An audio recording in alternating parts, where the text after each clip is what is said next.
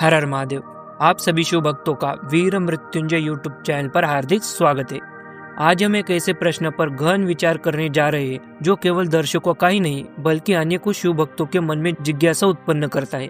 प्रश्न यह है कि क्या देवों के देव महादेव भगवान शिव श्री हरि विष्णु के मोहिनी रूप को देखकर मोहित हो गए थे, और अगर ऐसा हुआ तो क्यों?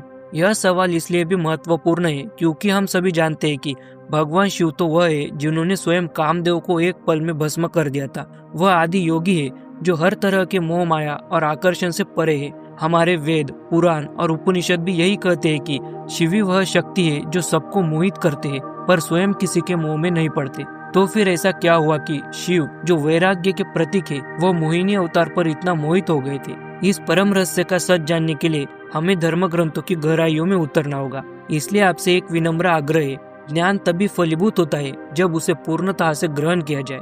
अगर आप इस वीडियो को आधा अधूरा देखेंगे तो निश्चित रूप से आप इस गूढ़ रहस्य को समझ नहीं पाएंगे और फिर मन में संशय उत्पन्न होगा। इसलिए यदि आप सच में इस रहस्य को समझना चाहते हैं तो इस वीडियो को पूरा देखें, अन्यथा आप अभी इसे स्किप कर सकते हैं। तो चलिए वीडियो शुरू करते हैं। सबसे पहले हम स्कंद महापुराण के शंकर संहिता शिव रहस्य खंड असुर कांड के अध्याय 13 में वर्णित एक वृत्तांत को देखते हैं जो इस प्रकार है। इंद्र कहते हैं, पूर्व काल में जब देवों और असुरों दोनों ने मिलकर समुद्र का मंथन किया और उसमें से अमृत निकला, तब भगवान विष्णु ने मोहिनी का रूप धारण किया, असुरों को मोहित किया और तुरंत अमृत देवों को बांटकर उन्हें पिला दिया। उसी क्षण मोहिनी को देखने के लिए महेश्वर शिव वहां प्रकट हुए। वह असाधारण रूप से सुंदर थी, उनकी आंखें मनमोहक और चंचल थी और वह एक स्थिर बिजली की चमक की तरह उज्जवल लग रही थी। उनकी सुंदरता सम्मोहित करने वाली थी।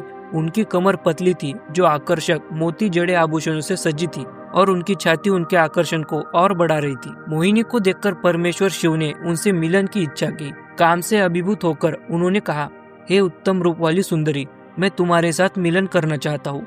यह सुनकर मोहिनी ने परमेश्वर को जवाब दिया। मोहिनी ने लज्जा से अपनी आंखें झुका ली और कहा, हे परमेश्वर, आप मेरे साथ कैसे मिलन कर सकते हैं? मैं वास्तव में नारायण हूँ। मैंने अभी मोहिनी का रूप धारण किया है। यह सुनकर परमेश्वर ने उत्तर दिया, क्या तुम मेरी 4 दिव्य शक्तियों में से पुरुष शक्ति नहीं हो? परमेश्वर ने आगे कहा, इसी कारण से पूर्व में मैंने तुम्हारे साथ मिलन किया था और ब्रह्मदेव को उत्पन्न किया था। दारुका वन में भी तुमने इसी प्रकार मोहिनी का रूप धारण किया था। हे प्रिय, उस समय क्या तुम ही नहीं थी जिसने मुझे प्राप्त करने की इच्छा की थी? हे सुंदरी, क्या मैंने यह नहीं कहा था कि मैं तुम्हारे साथ मिलन करूंगा और आनंदित होऊंगा? इसलिए तुम वास्तव में बार बार मुझसे जुड़ने के योग्य हो। ये शब्द सुनने के बाद भी मोहिनी, जिनकी मिलन की कोई इच्छा नहीं थी, उसी क्षण जम्बूद्वीप के सागौन के वृक्ष के नीचे असाधारण रूप से सुंदर मोहिनी को बलपूर्वक अपनी ओर खींच लिया गया और परमेश्वर ने तीव्र प्रेम मिलन में उनके साथ शीघ्रता से मिलन किया। इस दिव्य संबंध के कारण शिव और विष्णु दोनों से जन्मे पुत्र को शास्ता या हरिहर पुत्र के नाम से जाना गया। आप सबने इस कथा को अच्छे से सुना होगा, तो आप इन 3 बातों को याद करके रखें। पहली बात यह है कि भगवान विष्णु ने पहली इच्छा की थी कि शिव उनसे मिलन करे। दूसरी बात यह है कि ब्रह्मा जी का जन्म भी शिव और मोहिनी के मिलन से हुआ था। और तीसरी बात यह है कि इस कथा में मोहिनी के असाधारण सुंदर रूप का वर्णन है। अब इन तीनों बातों को आप अच्छे से याद रखिए, वीडियो में आगे इन बातों का काम आएगा। अगर हम ध्यान से देखें तो भगवान विष्णु ने सिर्फ समुद्र मंथन के समय ही नहीं बल्कि और भी बहुत बार मोहिनी का रूप धारण किया था, जैसे कि स्कंद पुराण शंकर संहिता शिव रहस्य खंड के उपदेश कांड अध्याय 66 में बताया गया है कि एक अन्य कल्प में जब ब्रह्मा का अस्तित्व समाप्त हो गया था, तब अंतिम विनाश के समय विष्णु ने एक स्त्री का रूप धारण करके शिव को अपने प्रभाव में ले लिया। उस मिलन से पूर्व काल में विष्णु से ब्रह्मा का पुनर्जन्म हुआ। वही विष्णु शिव की पूजा की महान महिमा के कारण संसार में शिव के प्रिय के रूप में प्रसिद्ध हुए। इस प्रकार शिव की पूजा को सभी इच्छाओं को पूरा करने वाला माना जाता है। अर्थात इससे यह स्पष्ट हो जाता है कि भगवान विष्णु ने पहले भी एक बार मोहिनी रूप धारण किया था और तब शिव और मोहिनी के मिलन से ब्रह्मा जी उत्पन्न हुए थे, जैसा कि शिव ने पहले कहा था। अब हम यह जानते हैं कि भगवान विष्णु ने ऐसे कब कहा शिव जी से कि उनको शिव से मिलन करने की इच्छा है, और यह भी जानेंगे कि विष्णु जी को मोहिनी रूप कैसे प्राप्त हुआ। एक बार न्योग्रद वन में श्रीकांत विष्णु ने भगवान शिव की आराधना की और उनसे प्रसन्न होकर पार्वती के पति से वरदान मांगा। विष्णु ने कहा, हे प्रभु, यदि आप प्रसन्न हैं तो मुझे यह वरदान दीजिए, मैं आपके साथ मिलन का आनंद लेने के लिए एक सुंदर स्त्री का रूप धारण करना चाहता हूँ। भगवान शिव ने वरदान दिया और फिर अंतर्ध्यान हो गए। बाद में जब देवताओं और दानवों में अमृत प्राप्त करने के लिए क्षीर सागर का मंथन किया तो दानवों ने उसे छीन लिया। उन्हें धोखा देने के लिए विष्णु ने मोहिनी का मोहक रूप धारण किया। इस माया के माध्यम से उन्होंने राक्षसों को भ्रमित किया और सुनिश्चित किया कि अमृत देवताओं द्वारा पिया जाए। यहाँ तक कि शिव, जो आमतौर पर सांसारिक इच्छाओं से परे है, क्षण भर के लिए मोहिनी रूप से मोहित हो गए। आनंद में डूबे हुए शिव मोहिनी के साथ मिलन से एक पुत्र उत्पन्न हुआ। इस प्रकार कामदेव की शत्रु के पुत्र शास्ता अयप्पा का जन्म हुआ, जो विष्णु के साथ दिव्य मिलन के माध्यम से हुआ।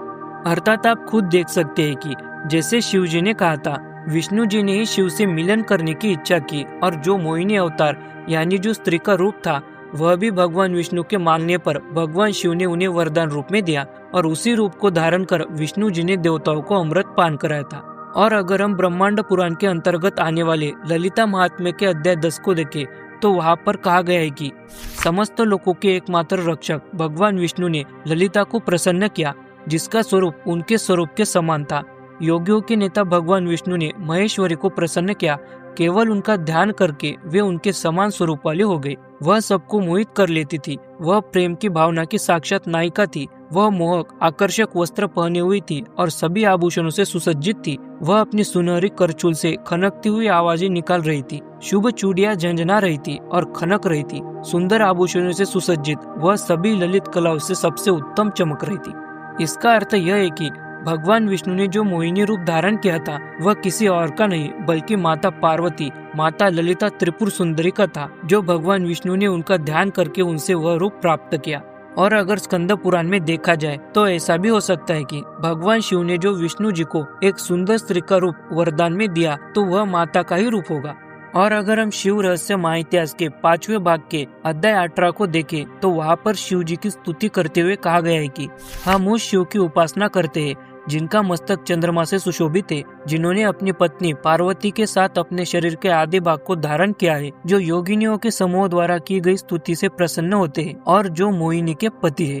अर्थात यहाँ पर शिव को मोहिनी पति कहा गया है, जिसका अर्थ होता है शिव की पत्नी मोहिनी है। अब आप खुद समझ सकते हैं कि यहाँ पर शिव को मोहिनी पति इसलिए बोला है क्योंकि यह रूप माता पार्वती का है, जो भगवान विष्णु ने वरदान रूप में प्राप्त किया था। और अगर ध्यान से देखा जाए तो स्कंद पुराण में वर्णित मोहिनी का रूप और ब्रह्मांड पुराण में विष्णु जी ने जो ललिता माता से प्राप्त हुए रूप का वर्णन दोनों एक जैसे ही है, जिससे यह और भी अधिक प्रमाणित हो जाता है कि भगवान शिव अपनी खुद की पत्नी के रूप पर मोहित हुए थे। वैसे तो शिव मोह माया से परे ही है। और अगर थोड़ा दिमाग लगाकर सोचे कि शिव भी मोहिनी रूप को देखकर मोहित क्यों हो गए थे, जो परम ईश्वर है, फिर भी और समुद्र मंथन के समय आए देवता मोहित क्यों नहीं हुए, यह भी तो सोचने वाली बात है। अगर इस बात को सरल रूप में समझना है तो पहले आपको यह समझना होगा कि मोह यानी आकर्षण क्या है और यह कैसे उत्पन्न होता है। सृष्टि में हर जीव, चाहे वह मनुष्य हो, देवता हो या दानव, सब माया के अधीन है। इसी माया की एक कला है मोह या आकर्षण, जो हमारे मन में विक्षोभ अर्थात हलचल पैदा करता है। यही मोह संसार के कार्य जैसे प्रेम, आसक्ति, इच्छाओं का जनक होता है। जब भी हम किसी मोहक रूप को देखते हैं तो हमारे भीतर ये विक्षोभ पैदा हो जाते हैं, परंतु जब हम भगवान शिव की बात करते हैं तो उन्हें साधारण नियमों में नहीं तोला जा सकता। शिव पुराण वायव्य संहिता के उत्तर भाग के अध्याय 35 में उपमन्यु जी श्री कृष्ण से कहते हैं कि माया के विक्षोभ से जो कार्य के जनक होते हैं उन तीनों कारणों से भी वह अतीत है। इसका सरल अर्थ यह है कि शिव उस माया से बहुत ऊपर है और वह उन विक्षोभों, मन की हलचल से भी परे है जो सामान्य जीवों में मोह आकर्षण पैदा करते हैं। क्योंकि शिव स्वयं मोह और माया के जनक है, वह कभी भी उनके अधीन नहीं हो सकते, न ही किसी के मोह में पड़ सकते। फिर भी इतना सब बताने पर कुछ ऐसे लोग होते हैं जिन्हें यही लगता है कि शिव मोहिनी को देखकर मोहित हो गए थे। वे उन्हें एक आम देवता या उससे भी नीचे समझने की भूल करते हैं। शिव पुराण में ऐसे लोगों के लिए कहा गया है कि शिव जी की माया दुर्जय है। उसी माया से मोहित होकर ये सभी संसारी लोग उन परमेश्वर की पूजा नहीं करते हैं। यदि वे परमेश्वर स्वयं ही अपना ज्ञान करा दे तभी वे सभी लोग उन्हें जान सकते हैं। अपनी इच्छा से कोई भी उन्हें नहीं जान पाता है। यद्यपि महेश्वर सर्वव्यापी है, किंतु मूढ़ बुद्धि वाले उन्हें देख नहीं पाते हैं। जो वाणी व मन से परे है उन्हें लोग मात्र देवता ही समझते हैं। इसका अर्थ है कि जो लोग शिव को साधारण देवता या मोहिनी रूप से शिव मोहित हो गए ऐसे बोलने वाले लोग खुद शिव की माया से मोहित होते हैं। शिव कोई आम देवता तो नहीं है, वो तो देवों के देव महादेव है।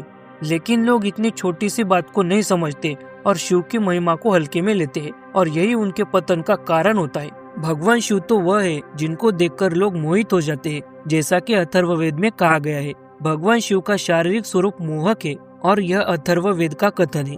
और हमने इस वीडियो में सिर्फ खास प्रमाणों को देखा है। ऐसा कोई पुराण नहीं है, कोई वेद नहीं है या ऐसा कोई आगम नहीं है जिसमें भगवान शिव की महिमा बताते हुए उनको सभी गुणों से परे, सर्वोच्च या मोह माया से परे न बोला हो।